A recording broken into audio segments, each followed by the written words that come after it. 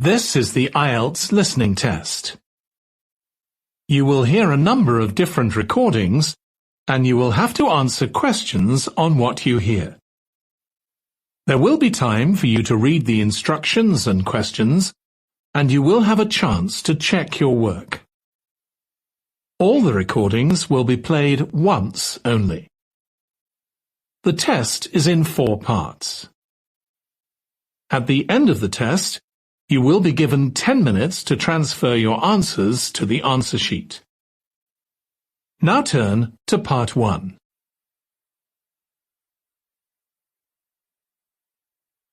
Part 1. You will hear a woman phoning a friend to get information about a job agency.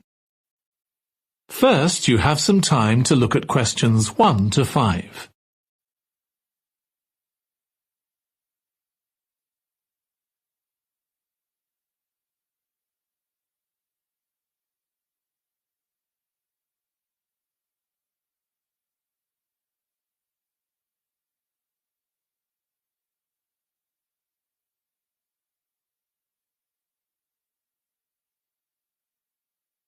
Now listen carefully and answer questions 1 to 5. Hello, William. This is Amber. You said to phone if I wanted to get more information about the job agency you mentioned. Is now a good time? Hi, Amber. Yes, fine. So the agency I was talking about is called Bankside. They're based in Docklands. I can tell you the address now. 497 East Side. OK, thanks. So is there anyone in particular I should speak to there? The agent I always deal with is called Becky Jameson. Let me write that down. Becky Jameson. Jameson.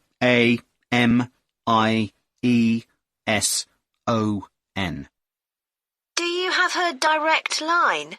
Yes, it's in my contacts somewhere. Right, here we are.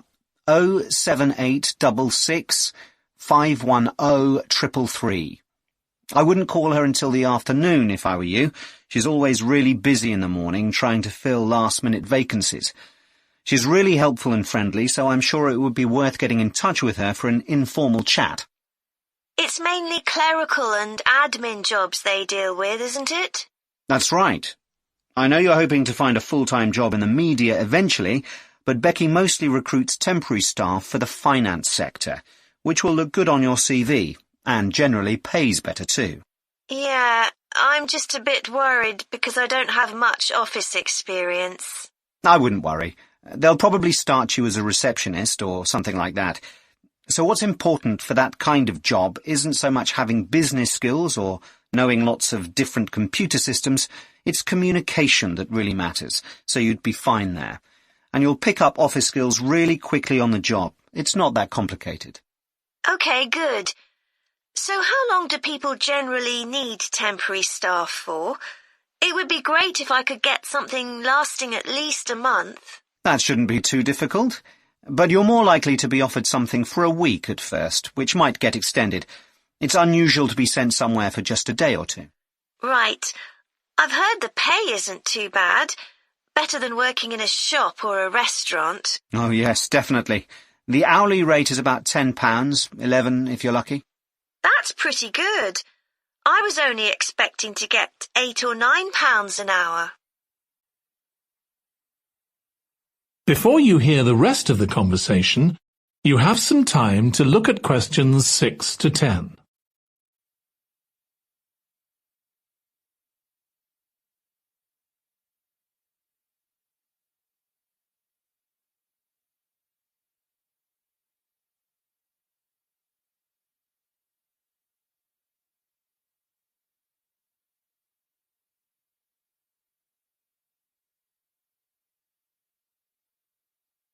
Now listen and answer questions 6 to 10.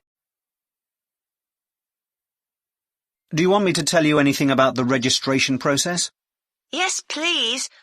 I know you have to have an interview. The interview usually takes about an hour, and you should arrange that about a week in advance. I suppose I should dress smartly if it's for office work. I can probably borrow a suit from Mum. Good idea. It's better to look too smart than too casual.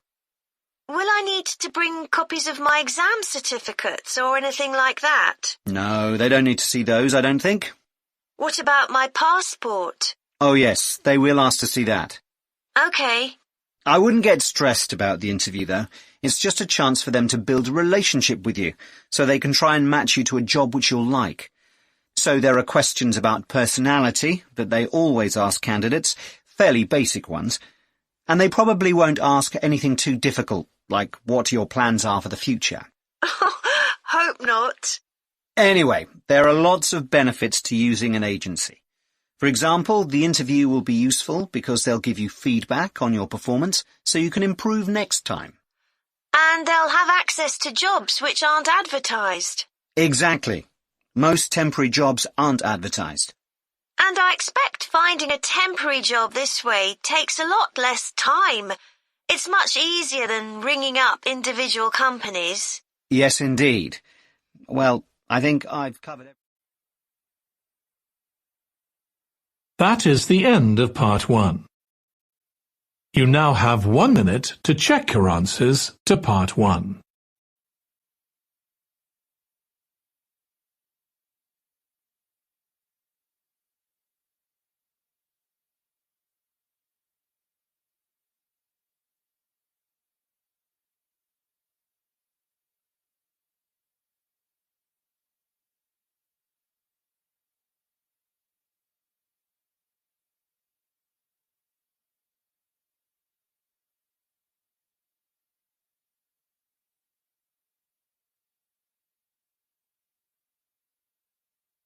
Part 2.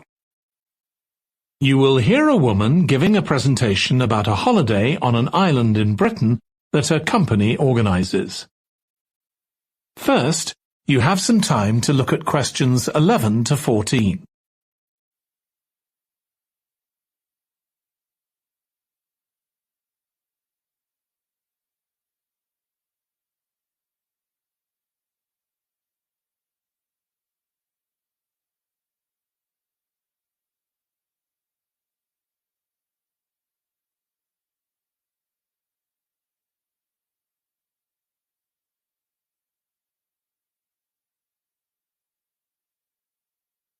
Now listen carefully and answer questions 11 to 14. Good morning. My name's Erica Matthews, and I'm the owner of Matthews Island Holidays, a company set up by my parents. Thank you for coming to this presentation, in which I hope to interest you in what we have to offer. We're a small family-run company, and we believe in the importance of the personal touch. So we don't aim to compete with other companies on the number of customers. What we do is build on our many years' experience, more than almost any other rail holiday company, to ensure we provide perfect holidays in a small number of destinations, which we've got to know extremely well. I'll start with our 6-day Isle of Man holiday. This is a fascinating island in the Irish Sea, with Wales to the south, England to the east, Scotland to the north, and Northern Ireland to the west. Our holiday starts in Heysham, where your tour manager will meet you, then you'll travel by ferry to the Isle of Man.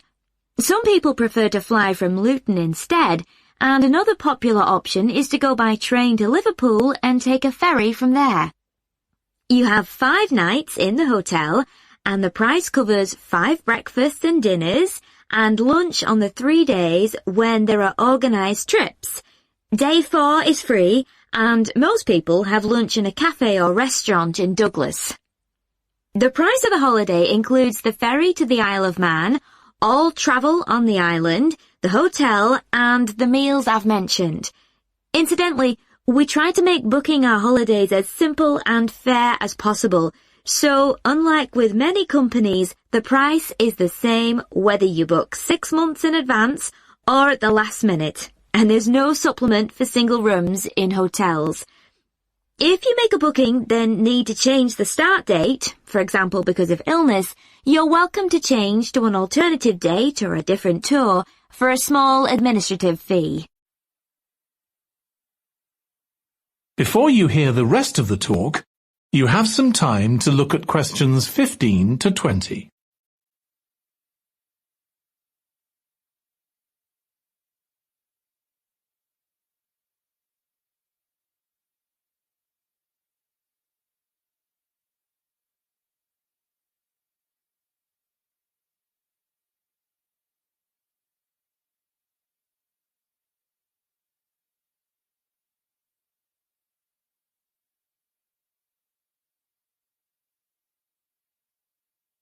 Now listen and answer questions 15 to 20. Okay, so what does the holiday consist of? Well, on day 1, you'll arrive in time for a short introduction by your tour manager, followed by dinner in the hotel. The dining room looks out at the river, close to where it flows into the harbour, and there's usually plenty of activity going on. On day 2, you'll take the coach to the small town of Peel, on the way calling in at the Tynwald exhibition. The Isle of Man isn't part of the United Kingdom, and it has its own parliament called Tynwald. It's claimed that this is the world's oldest parliament that's still functioning, and that it dates back to 979. However, the earliest surviving reference to it is from 1422, so perhaps it isn't quite as old as it claims. Day 3, we have a trip to the mountain Snaefell. This begins with a leisurely ride along the promenade in Douglas in a horse-drawn tram. Then you board an electric train which takes you to the fishing village of Laxey. From there, it's an 8-kilometre ride in the Snaefell Mountain Railway to the top. Lunch will be in the cafe, giving you spectacular views of the island. Day 4 is free for you to explore, using the pass which we'll give you. So you won't have to pay for travel on local transport or for entrance to the island's heritage sites. Or you might just want to take it easy in Douglas and perhaps do a little light shopping. The last full day, day 5, is for some people the highlight of the holiday, with a ride on the steam railway from Douglas to Port Erin. After some time to explore, a coach will take you to the headland that overlooks the Calf of Man, a small island just off the coast. From there, you continue to Castletown, which used to be the capital of the Isle of Man and its medieval castle. And on day 6, it's back to the ferry, or the airport if you flew to the island, and time to go home. Now, I'd like to tell you a bit more. That is the end of part 2. You now have 30 seconds to check your answers to part 2.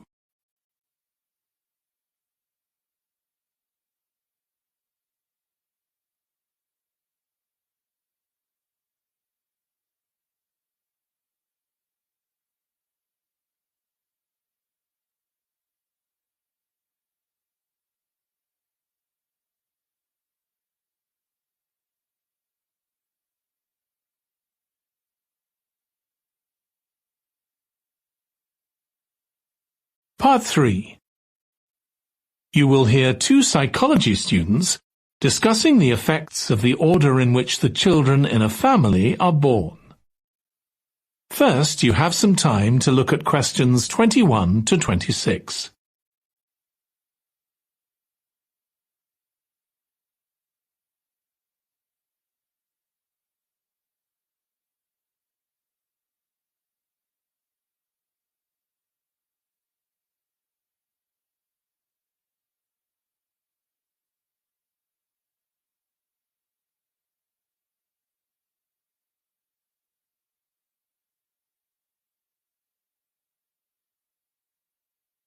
Now listen carefully and answer questions 21 to 26. Ed, how are you getting on with the reading for our presentation next week? Well, okay, Ruth, but there's so much of it. I know. I hadn't realised birth order was such a popular area of research. But the stuff on birth order and personality is mostly unreliable. From what I've been reading, a lot of the claims about how your position in the family determines certain personality traits are just stereotypes, with no robust evidence to support them. OK, but that's an interesting point. We could start by outlining what previous research has shown. There are studies going back over 100 years. Yeah, so we could just run through some of the typical traits. Like the consensus seems to be that oldest children are generally less well-adjusted because they never get over the arrival of a younger sibling. Right, but on a positive note, some studies claim that they were thought to be good at nurturing. Certainly in the past, when people had large families, they would have been expected to look after the younger ones. There isn't such a clear picture for middle children, but one trait that a lot of the studies mention is that they are easier to get on with than older or younger siblings.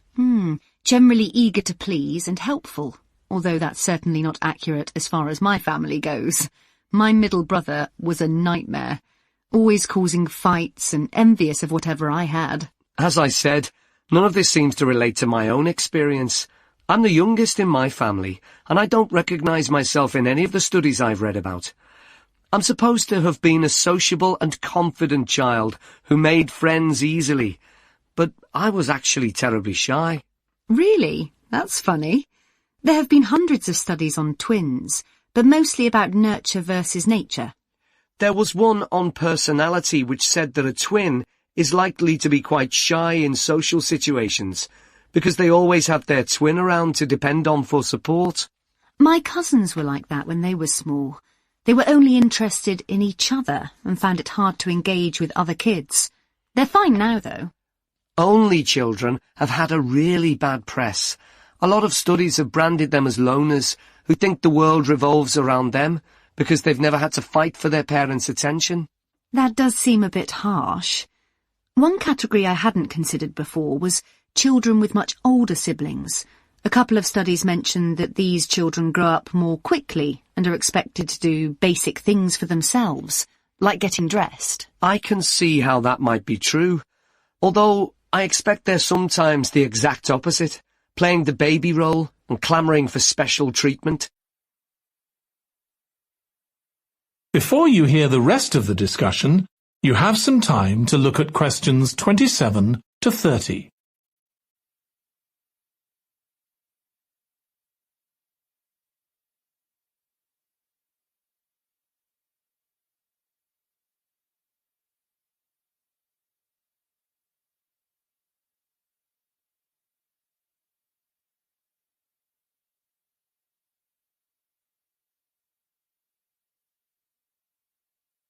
Now listen and answer questions 27 to 30. What was the problem with most of these studies, do you think? I think it was because, in a lot of cases, data was collected from only one sibling per family, who rated him or herself and his or her siblings at the same time. Some of the old research into the relationship between birth order and academic achievement has been proved to be accurate, though. Performances in intelligence tests declined slightly from the eldest child to his or her younger siblings. This has been proved in lots of recent studies. Yes, although what many of them didn't take into consideration was family size. The more siblings there are, the likelier the family is to have a low socio-economic status, which can also account for differences between siblings in academic performance. The oldest boy might be given more opportunities than his younger sisters, for example. Exactly. But the main reason for the marginally higher academic performance of oldest children is quite surprising, I think. It's not only that they benefit intellectually from extra attention at a young age, which is what I would have expected. It's that they benefit from being teachers for their younger siblings by verbalizing processes. Right. And this gives them status and confidence, which again contributes in a small way to better performance. So, would you say sibling rivalry has been a useful thing for you? I think so. My younger brother was incredibly annoying, and we fought a lot. But I think this has made me a stronger person. I know how to defend myself. We had some terrible arguments, and I would have died rather than apologise to him. But we had to put up with each other, and most of the time we coexisted amicably enough. Yes, my situation was pretty similar. But I don't think having two older brothers made me any less selfish. I was never prepared to let my brothers use any of my stuff. That's perfectly normal, whereas sometimes... That is the end of part 3.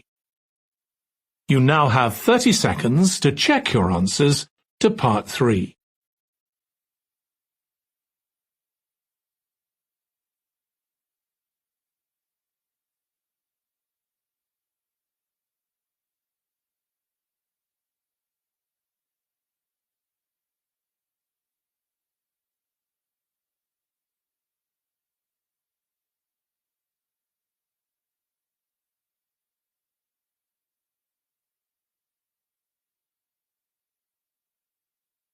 Part 4. You will hear a student giving a presentation about a type of tree known as the eucalyptus, which is common in Australia. First, you have some time to look at questions 31 to 40.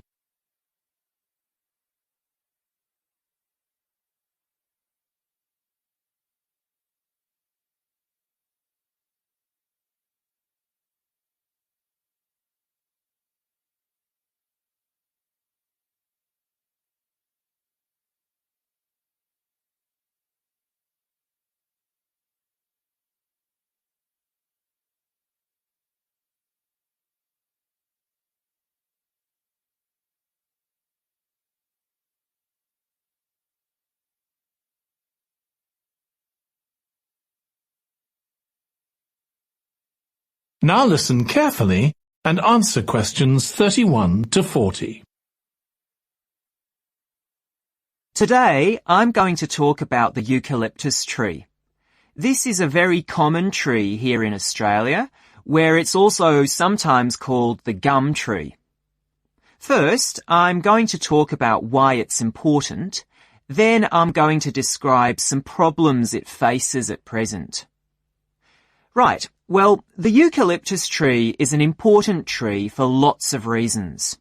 For example, it gives shelter to creatures like birds and bats, and these and other species also depend on it for food, particularly the nectar from its flowers. So it supports biodiversity. It's useful to us humans too, because we can kill germs with a disinfectant made from oil extracted from eucalyptus leaves. The eucalyptus grows all over Australia, and the trees can live for up to 400 years. So it's alarming that all across the country, numbers of eucalyptus are falling because the trees are dying off prematurely. So, what are the reasons for this? One possible reason is disease. As far back as the 1970s, the trees started getting a disease called Mundula yellows. The tree's leaves would gradually turn yellow, then the tree would die. It wasn't until 2004 that they found the cause of the problem was lime, or calcium hydroxide, to give it its proper chemical name, which was being used in the construction of roads. The lime was being washed away into the ground and affecting the roots of the eucalyptus trees nearby. What it was doing was preventing the trees from sucking up the iron they needed for healthy growth. When this was injected back into the affected trees, they immediately recovered. But this problem only affected a relatively small number of trees. By 2000, huge numbers of eucalyptus were dying along Australia's east coast of a disease known as bell miner-associated dieback. The bell miner is a bird, and the disease seems to be common where there are high populations of bell miners. Again, it's the leaves of the trees that are affected. What happens is that insects settle on the leaves and eat their way round them, destroying them as they go, and at the same time they secrete a solution which has sugar in it. The bell miner birds really like this solution, and in order to get as much as possible, they keep away other creatures that might try to get it. So these birds and insects flourish at the expense of other species, and eventually so much damage is done to the leaves that the tree dies.